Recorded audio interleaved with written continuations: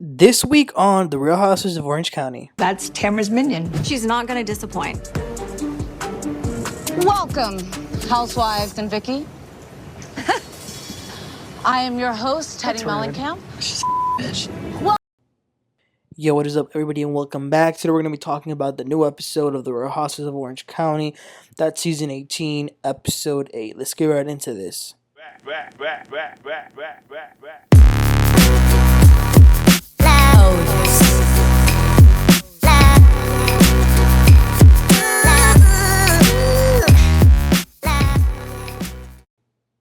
Okay, you guys, to me, honestly, this was like the best episode of OC, and let's get to it. So, the episode begins with Shannon, and she needed to get a new car.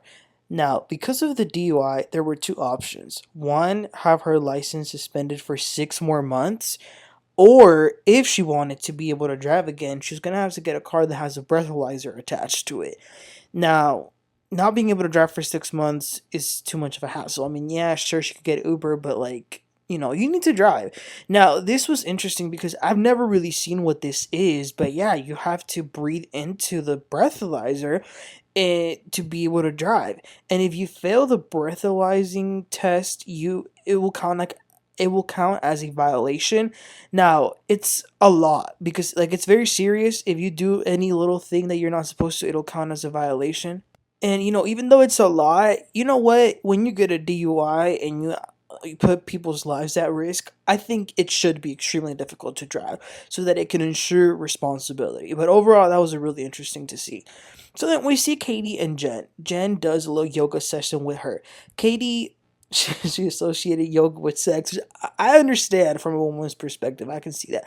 Also, Katie heard that Heather had been complaining around that she hadn't reached out to her regarding the paparazzi drama.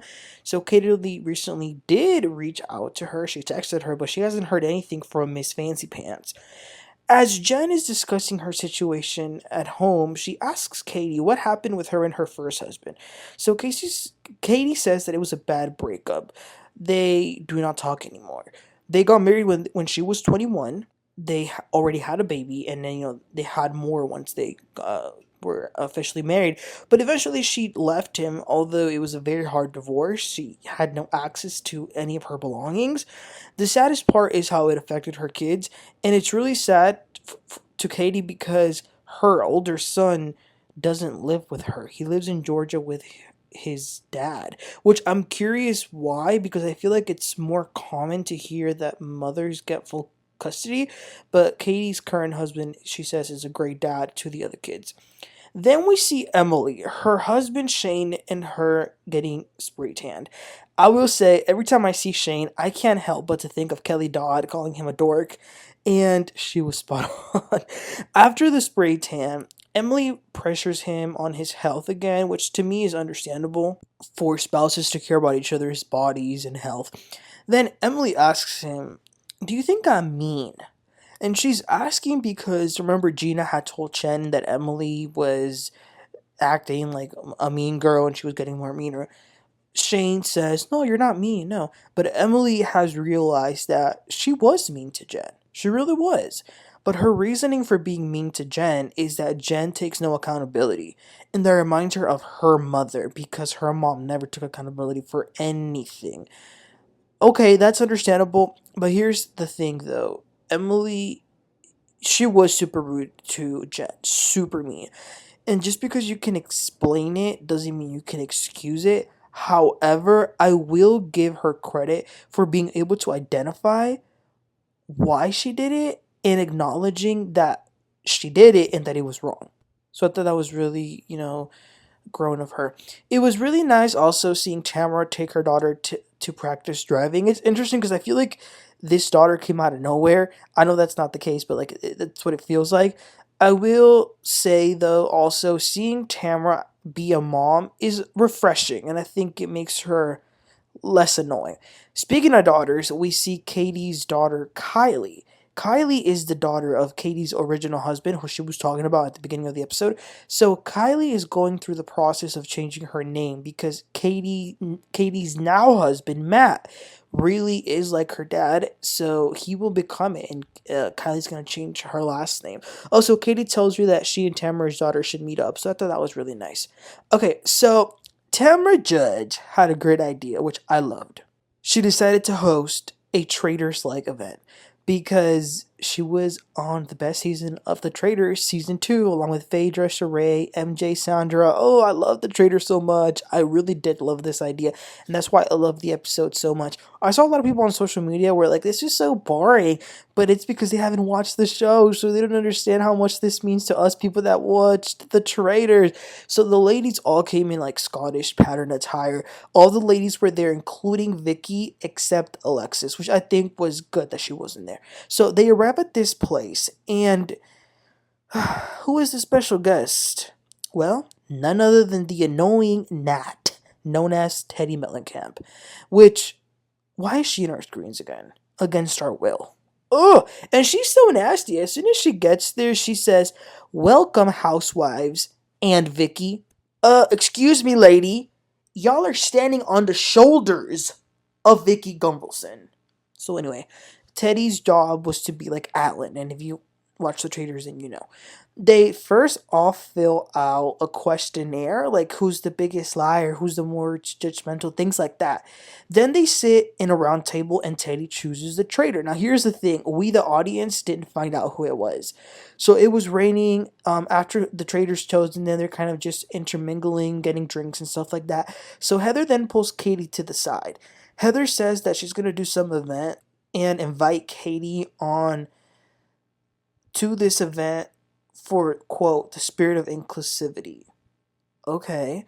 Katie then tries to apologize again for the whole situation, but Heather says, no, like, let's not go there. We don't know each other. Let's move on. Listen, I can't with Heather. I can't. And how you cut someone off when they're trying to apologize? Like, make it make sense. Then also, Heather goes to tell Gina, and then Gina, another one who I can't stand, talking about, oh, let's see how she's gonna act now. Gina, you know what? In better news, though, Emily talks to Jen. She asks for forgiveness, and I thought it was an amazing apology. I thought it was very sincere, and I thought she was taking full accountability. And, like, I thought it really, like, resonated with me that she said, I apologize. I hope you can forgive me. The word forgive, I think, is really special. So I think that was a real apology. So Jen does say that Emily has made her feel like she's less than her. And Emily says, no, like, that's not the case at all. I grew up with nothing. It's not about that. She actually gets emotional. And she says that no one ever took care of her, even when she was a little kid. Jen says, well, I admire you for, how you've overcome that. Let me tell you, Jen is such a sweetheart, and I'm really glad that they made up. This was really nice. Las tres amigas then talk. Vicki says, listen, we had a great show. What happened? Tamra says, well, I had a falling out with Shannon because of her drinking, and I liked Alexis' Instagram post. Shannon says that she was super upset because when Tamra liked that picture, the rumors were already out there that she was dating John. Shannon says she wants nothing to do with Alexis Bellino. She says, I'm trying to move on with my life, and having this woman being thrown in my face and being sued for $75,000 is not helping. As a reminder, he said that he wanted no settlement. He wants the full $75K. Tamra says, you want to know what they really want? They want you to clear his name. Shannon gets emotional, mad, sad, and says, I'm not going to do that. I'm not going to lie. It was very sweet, though, that Vicki said, no one can replace us, the three amigas. I want us to be, together again. And they hugged it out. But then in her confessional, Tamra says, I'll never do that show with them again. So I was like, huh? So then they all reconvene towards the ending of this episode to kind of continue the game. So then first they split into groups. This was a little different. So based on the questionnaire they did, the whatever group you're in has to correctly guess who the person chose for what category, and whatever group wins gets immunity. So some of these were spot on, like who's the most defensive, the group chose Shannon. Who drinks the most? Shannon. Who's the biggest traitor? Tamra. So Jen and Shannon won that little game. They got immunity. Now They will all put their masks on, and the traitor will then take their mask off and point to the person that they want to kill. But it can't be Shannon or Jen because they won the game. But again, they didn't show us who the traitor was. But the person that was killed off was Tamra. Then Teddi brings out a box, and everybody must put their hand in there and pull out a piece of paper to see if the paper says safe or murdered. But the box had a bunch of crickets. So the next person that was taken out was Shannon. Then Vicki was taken out. Tamra is then pushed to the pool. They do a final deliberation where they write who they think the traitor is. Most people think it was Emily, but the traitor was actually Heather. She did good, and it goes along pretty well with her personality, I must say. But yeah, you guys, that was the end of the episode. Again, I understand that for a lot of people who didn't watch the Traitors, this wasn't the best thing, but for us, it was. I loved it so much. And it's interesting though.